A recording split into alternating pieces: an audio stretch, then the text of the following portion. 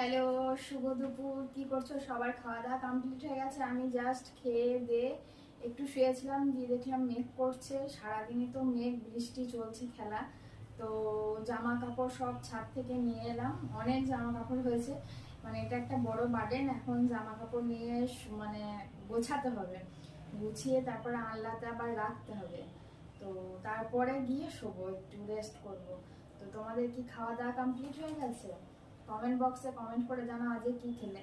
আজকে শনিবার, আজকে তো নিরামিষ। তো এই জন্য আমি আজকে রান্না করেছিলাম পটল ভাজা, বেসনের বড়ার ঝাল, আর পোস্ত, আর ডাল। আর কিছু করিনি।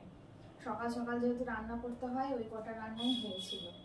আর তোমরা কি দিয়ে খাবার খেলে কমেন্ট বক্সে কমেন্ট করে জানিও। আর সবাইকে আজকে শুভ পঞ্চমী, তৃতীয় শুভেচ্ছা। সবার পুজো ভালো কাটুক, আর দুর্যোগ যেন খুব তাড়াতাড়ি কেটে যায়। বৃষ্টি বন্ধ হয়ে সবাই যেন পুজোতে আনন্দ করতে পারে, এইটুকুই চাওয়া।